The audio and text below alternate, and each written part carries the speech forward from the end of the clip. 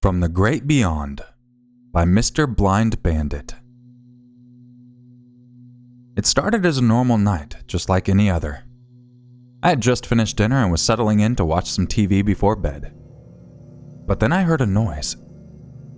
At first I thought it was just the wind outside, but it was a sound that seemed too deliberate, too intentional. I shrugged it off and turned up the volume on the TV. But the noise persisted. It was coming from the other room. I got up to investigate, my heart pounding in my chest.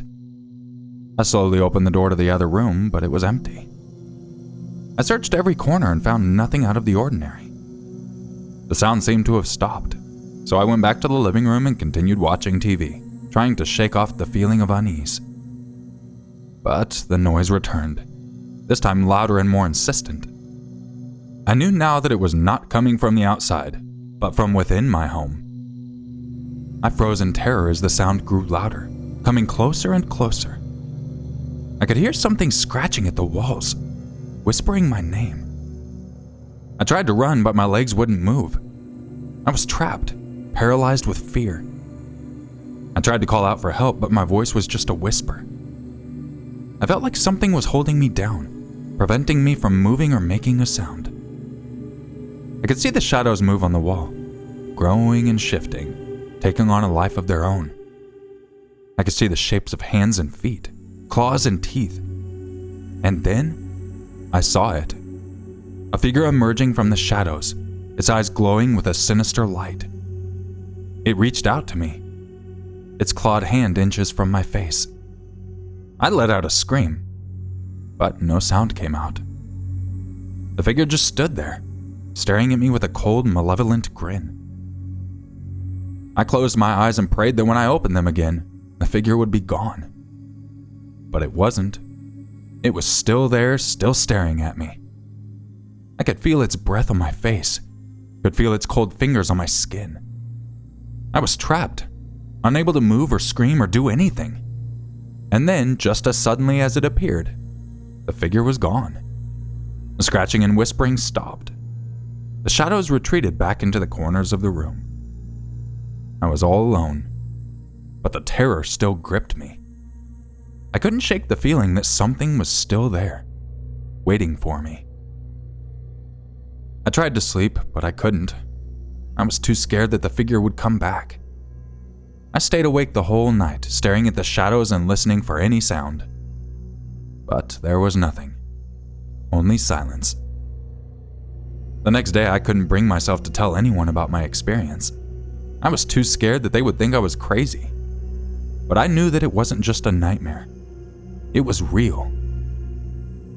I still don't know what it was or what it wanted, but I know that it was something evil. And I know that it's only a matter of time before it comes for me again. I started to notice small changes in my room, like a picture frame hanging crooked or a door left slightly ajar when I knew I had closed it. I would hear strange noises in the middle of the night, like something scratching at the walls or whispering my name. I tried to ignore it, to tell myself that it was just my imagination. But the fear was always there, gnawing at me, growing stronger with each passing day. I knew I had to do something before it was too late, so I decided to investigate. I started to research the history of my home, trying to find any clues that might explain the strange occurrences that I had been experiencing. I talked to the previous owners and neighbors, but no one had any information that could help me. I even contacted local historians and paranormal experts, but they had no answers either. As I dug deeper, I began to uncover a dark history of my home. I discovered that it had been built on an ancient burial ground, and that the land had been sacred to the indigenous people who once lived there. I learned that they had been driven off their land by settlers, and that their spirits had been left to wander, seeking revenge on those who had taken their land. I also discovered that there had been a series of strange and unexplained deaths in my home over the years. Some had been ruled as accidents, while others had been labeled as suicides. But as I looked into the circumstances surrounding these deaths, I began to suspect that there was something more sinister at work. I knew that I had to find a way to put the spirits to rest and protect my home from their wrath. I tried to perform a traditional Native American ceremony, but it seemed to have no effect. I consulted with a local spiritual leader, but he too had no answers. I was at my wit's end, and I knew I had to take drastic measures. I decided to move out of my home, but as I was packing my things, I found an old journal hidden away in the attic. It was the diary of the original settlers who had built my home on the land. As I read through the diary, I discovered that they had been aware of the sacred nature of this land and had deliberately desecrated the burial grounds in order to build their home. They had known that there were angelic spirits of the land and had even performed dark rituals to ward off any potential attacks. I realized that the spirits had been seeking revenge all these years, and that I was just the last victim of their wrath. I understood that the only way to put them to rest was to make amends for the wrongs that had been committed so many years ago. I consulted with a local indigenous leader, and together we performed a ceremony to honor the spirits of the land and ask for their forgiveness. We also built a small memorial on the land to commemorate those who had been buried there. After the ceremony, the strange occurrences in my home stopped. I no longer heard scratching or whispering in the night, and the shadows no longer seemed to move on their own. I felt a sense of peace that I had not felt in a long time.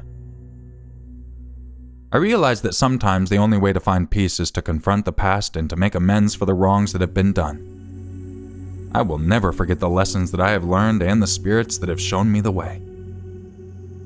I decided to stay in my home, but with a newfound respect and understanding of the land and spirits that reside here.